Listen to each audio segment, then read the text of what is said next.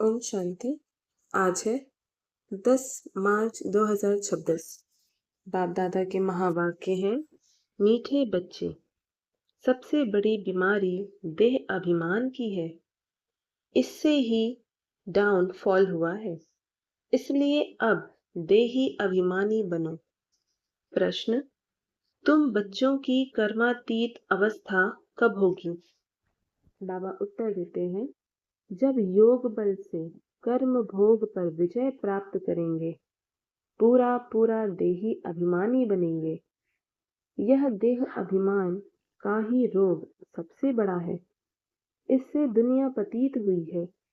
देही अभिमानी बनो तो वह खुशी, वह नशा रहे, चलन भी सुधरे। गीत बजा है, रात के राही थक मत जाना। ओम शांति। राही का अर्थ तो बच्चों ने सुना, और तो कोई समझा नहीं सकते सिवाय तुम ब्रह्मा मुख वंशावली ब्राह्मणों के। तुम जो देवी देवता थे तो मनुष्य, परंतु तुम्हारी सीरत बहुत अच्छी थी। तुम सर्वगुण संपन्न, 16 कला संपूर्ण थे। तुम विश्व के मालिक थे। हीरे जैसे से कौड़ी जैसा कैसे बने, यह कोई मनुष्य नहीं जानते हैं। तुमने भी नंबरवार पुरुषार्थ अनुसार पलटा खाया है, परिवर्तन हुए हैं। अभी तुम देवता बने नहीं हो, रिजुलेंट हो रहे हो। कोई थोड़ा बदले हैं, कोई की 5%, कोई की 10%। सीरत बदलती जाती है। दुनिया को यह पता नहीं, भारत ही हेवन था। कहते भी हैं, क्राइस्ट से 3000 वर्ष पहले भारत में देवी देवता थे। उनमें ऐसे गुण थे जो उन्हों को भगवान भगवती कहते थे। अभी तो वह गुण है नहीं, मनुष्य की समझ में नहीं आता। भारत जो इतना साहूकार था, उनका फिर डाउनफॉल कैसे हुआ? वह भी बाप ही बैठ समझाते हैं। तुम भी समझा सकते हो, जिनकी सूरत सुधरी है। बाप कहते हैं, बच्चे, तुम देवी देवता थे तो आत्म अभिमानी थे। फिर जब रावण राज्य शुरू हुआ तो देह अभिमानी बन पड़े हो। यह देह अभिमान की सबसे बड़ी बीमारी तुमको लग पड़ी है। सतयुग में तुम आत्म अभिमानी थे, बहुत सुखी थे। किसने तुमको ऐसा बनाया, यह कोई भी नहीं जानते। बाप बैठ समझाते हैं, तुम्हारा डाउनफॉल क्यों हुआ? अपने धर्म को भूल गए हो। भारत वर्थ नॉट अ पेनी बन गया है। उनका मूल कारण क्या है? देह अभिमान। यह भी ड्रामा बना हुआ है। मनुष्य यह नहीं जानते कि भारत इतना साहूकार था, फिर गरीब कैसे बना। हम आदि सनातन देवी देवता धर्म के थे, फिर हम कैसे धर्म भ्रष्ट, कर्म भ्रष्ट बने। बाप समझाते हैं, रावण राज्य होने से तुम देह अभिमानी बने हो, तो तुम्हारा यह हाल होने लगा। सीढ़ी भी दिखाई है, कैसे डाउनफॉल हुआ। वर्थ नॉट अ पेनी का भी मुख्य कारण देह अभिमान है। यह भी बाप बैठ समझाते हैं। शास्त्रों में कल्प की आयु लाखों वर्ष लगा दी है। आजकल समझदार है क्रिश्चियन लोग, वह भी कहते हैं क्राइस्ट से 3000 वर्ष पहले पैराडाइज था। भारतवासी यह समझ नहीं सकते कि प्राचीन भारत ही था जिसको स्वर्ग, हेवन कहा जाता है। आजकल तो भारत की फुल हिस्ट्री, ज्योग्राफी तो जानते ही नहीं है। थोड़े बच्चों में थोड़ा ज्ञान है तो देह अभिमान आ जाता है। समझते हैं हमारे जैसा कोई है नहीं। बाप समझाते हैं कि भारत की ऐसी दुर्दशा क्यों हुई। बापू गांधी भी कहते थे, पतित पावन आओ, आकर राम राज्य स्थापन करो। आत्मा को जरूर कभी बाप से सुख मिला है, तो पतित पावन को याद करते हैं। बाप समझाते हैं हमारे बच्चे जो शूद्र से बदल ब्राह्मण बनते हैं, वह भी पूरा देही अभिमानी नहीं बनते हैं। घड़ी घड़ी देह अभिमान में आ जाते हैं। यह है सबसे पुराना रोग, जिससे यह हाल हुआ है। देही अभिमानी बनने में बड़ी मेहनत है। जितना देही अभिमानी बनेंगे, उतना बाप को याद करेंगे, फिर अतः खुशी रहनी चाहिए। गाया जाता है, परवाह थी पार ब्रह्म में रहने वाले परमेश्वर की, वह मिल गया, उससे 21 जन्म का वर्षा मिलता है। बाकी क्या चाहिए? तुम सिर्फ देही अभिमानी बनो, माँ में कम याद करो, भल गृहस्थ व्यवहार में रहो। सारी दुनिया देह अभिमान में है।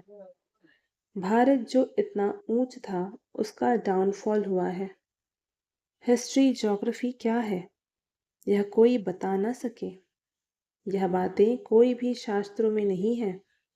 देवताएं आत्म अभिमानी थे, जानते थे एक देह को छोड़ दूसरी लेनी है।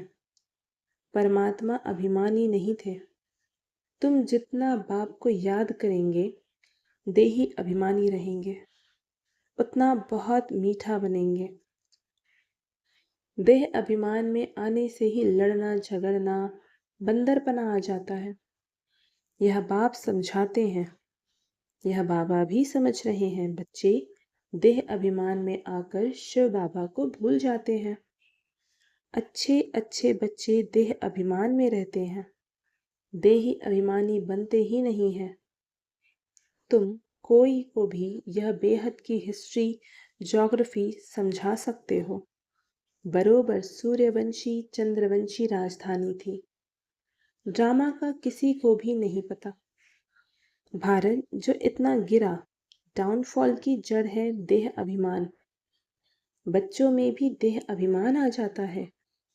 यह नहीं समझते कि हमको डायरेक्शन कौन देते हैं। हमेशा समझो शिव बाबा कहते हैं। शिव बाबा को याद ना करने से ही देह अभिमान में आ जाते हैं। सारी दुनिया देह अभिमानी बन गई है। तब बाप कहते हैं, माँ में कम याद करो, अपने को आत्मा समझो। आत्मा इस देह द्वारा सुनती है, पार्ट बजाती है। बाप कितना अच्छी रीति समझाते हैं। भल भाषण तो बहुत अच्छा कर लेते हैं, परंतु चलन भी तो अच्छी चाहिए ना। देह अभिमान होने के कारण फेल हो जाते हैं। वह खुशी व नशा नहीं रहता। फिर बड़े विकर्म भी उनसे होते हैं, जिस कारण बड़े दंड के भागी बन पड़ते हैं। देह अभिमानी बनने से बहुत नुकसान पाते हैं, बहुत सजा खानी पड़ती है। बाप कहते हैं, यह गॉडली वर्ल्ड गवर्नमेंट है ना। मुझ गॉड की गवर्नमेंट का राइट हैंड है धर्मराज। तुम अच्छे कर्म करते हो तो उनका फल अच्छा मिलता है। बुरे कर्म करते हो तो उनकी सजा खाते हो। सब गर्भ जेल में भी सजाएं खाते हैं। उस पर भी एक कहानी है। यह सब बातें इस समय की है। महिमा एक बाप की है, दूसरे कोई की महिमा है नहीं। इसलिए लिखा जाता है त्रिमूर्ति शिव जयंती वर्थ डायमंड, बाकी सब है वर्थ कौड़ी। सिवाय शिव बाबा के पावन कोई बना न सके। पावन बनते हैं फिर रावण पतित बनाते हैं, जिस कारण सब देह अभिमानी बन पड़े हैं। अब तुम देही अभिमानी बनते हो। यह देही अभिमानी अवस्था 21 जन्म चलती है, तो बलिहारी एक की गाई जाती है। भारत को स्वर्ग बनाने वाला शिव बाबा है। यह किसी को पता नहीं है कि शिव बाबा कब आया, उनकी हिस्ट्री तो पहले पहले चाहिए। शिव कहा ही जाता है परमपिता परमात्मा को। तुम जानते हो देह अभिमान के कारण डाउनफॉल होता है। ऐसा हो तो बाप आए राइज करने। राइज और फॉल दिन और रात, ज्ञान सूर्य प्रगटा, अज्ञान अंधेर विनाश। सबसे जास्ती अज्ञान है यह देह अभिमान। आत्मा का तो किसी को पता नहीं है। आत्मा सो परमात्मा कह देते हैं तो कितना पाप आत्मा हो गए हैं, इसलिए डाउनफॉल हुआ है। 84 जन्म लिए हैं, सीढ़ी नीचे उतरते आए हैं। यह खेल बना हुआ है। यह वर्ल्ड की हिस्ट्री ज्योग्राफी तुम बच्चे जानते हो और कोई नहीं जानते। विश्व का डाउनफॉल कैसे हुआ वे तो समझते हैं कि साइंस से बहुत तरक्की हुई है। यह नहीं समझते कि दुनिया और ही पतित नर्क बन गई है। देह अभिमान बहुत है। बाप कहते हैं अभी तुमको देही अभिमानी बनना है। अच्छे अच्छे महारथी ढेर हैं, ज्ञान बड़ा अच्छा सुनाते हैं, परंतु देह अभिमान पूरा हटा नहीं है। देह अभिमान के कारण कोई में क्रोध का अंश, कोई में मोह का अंश, कुछ न कुछ है। सीरत सुधरनी चाहिए ना, बहुत मीठा मीठा बनना चाहिए। तब मिसाल देते हैं, शेर बकरी इकट्ठे जल पीते हैं। वहां कोई ऐसे दुख देने वाले जानवर भी होते नहीं।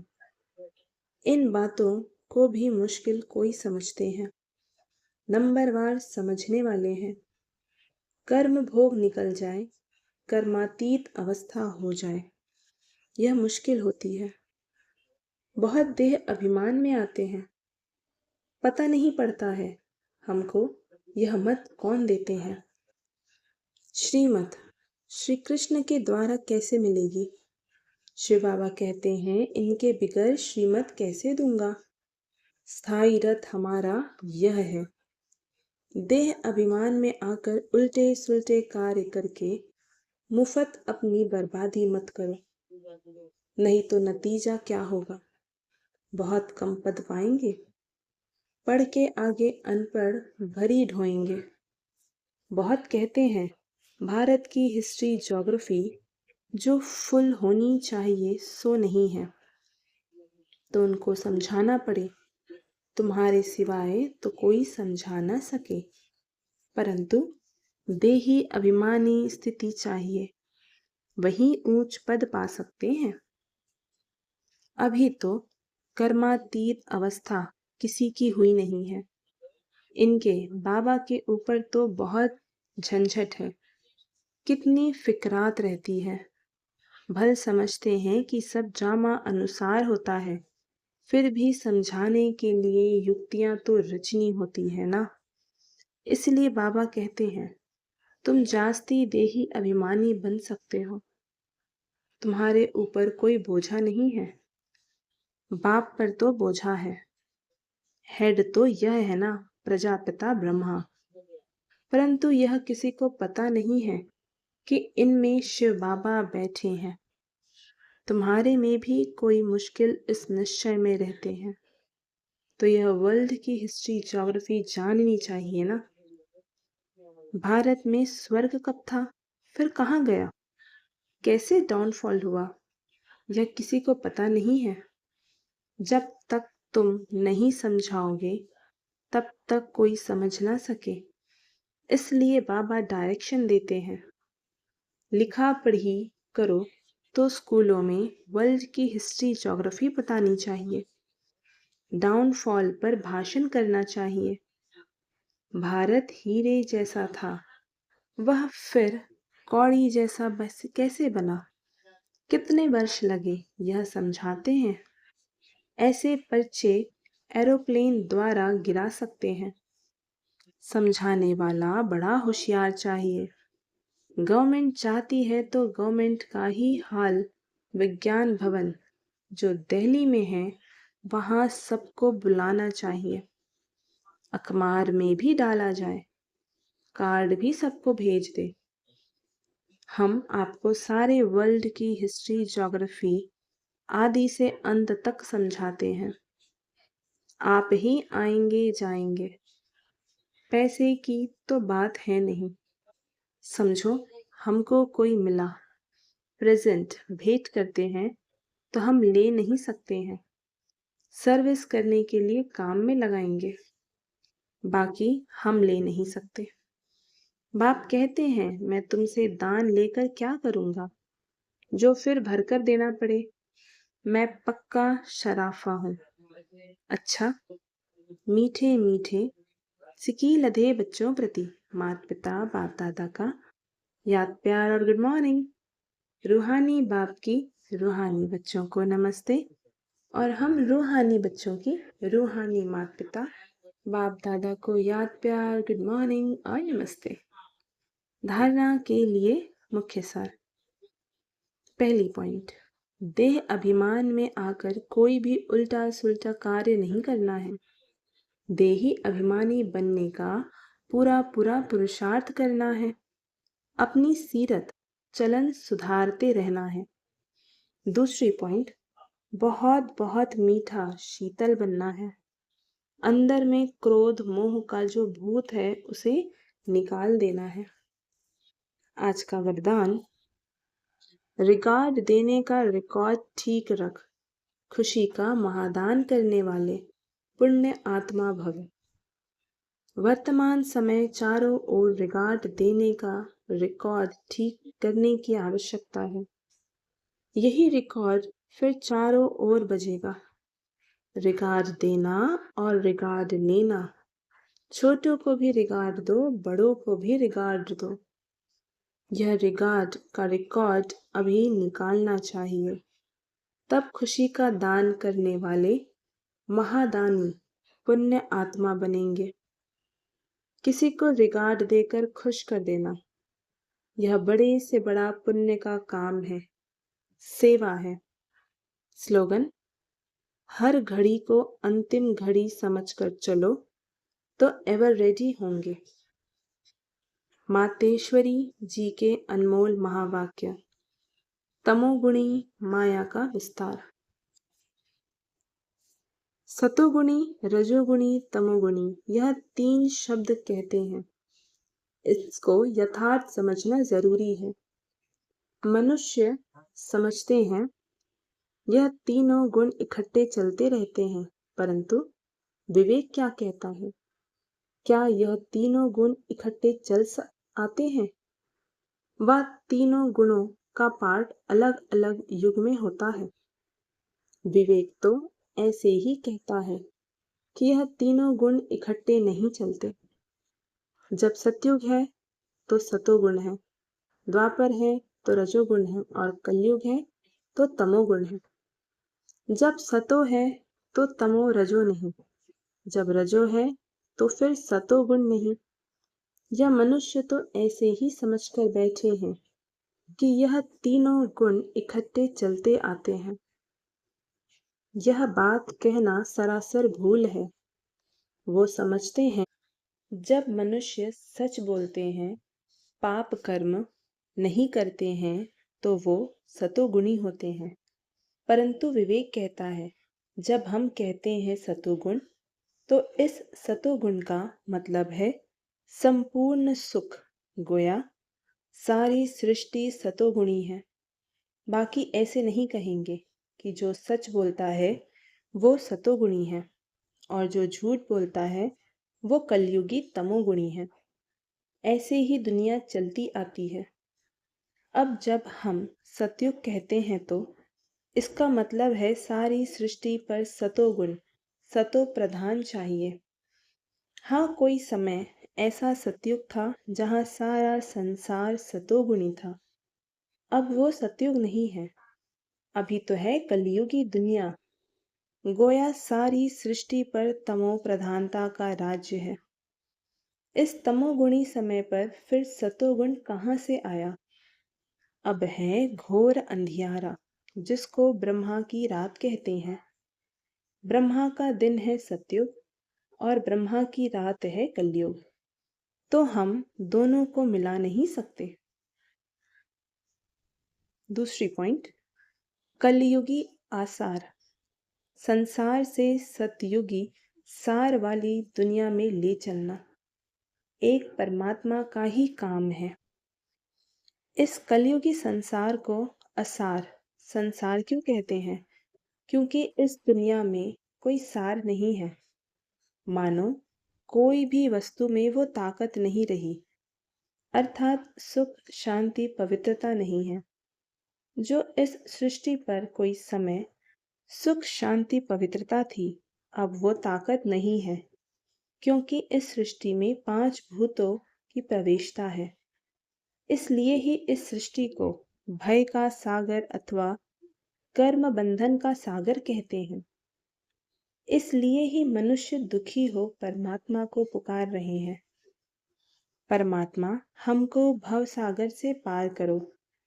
इससे सिद्ध है कि जरूर कोई अभय अर्थात निर्भयता का भी संसार है, जिसमें चलना चाहते हैं। इसलिए इस संसार को पाप का सागर कहते हैं, जिससे पार कर पुण्य आत्मा वाली दुनिया में चलना चाहते हैं। तो दुनियाएं दो हैं, इस सतयुगी सार वाली दुनिया, दूसरी है कलयुगी असार की दुनिया। दोनों दुनियाएं इस सृष्टि पर होती है। अभी परमात्मा वह सार वाली दुनिया स्थापन कर रहे हैं। अच्छा, ओम शांति। ये अव्यक्त इशारे निश्चय के फाउंडेशन को मजबूत कर सदा निर्भय और निश्चिंत रहो। जैसे ज्ञान की सब्जेक्ट है, वैसे सेवा की भी सब्जेक्ट है। जो इसमें फेथफुल निश्चय बुद्धि है, वही नंबर आगे जा सकता है। सुबह से रात तक अपना फिक्स प्रोग्राम, डेली डायरी बनाओ, क्योंकि जिम्मेवार आत्मा हो। रिवाजी आत्माएं नहीं, विश्व कल्याणकारी आत्माएं हो। तो जो जितना बड़ा आदमी होता है, उसकी दिनचर्या सेट होती है। ओम शांति।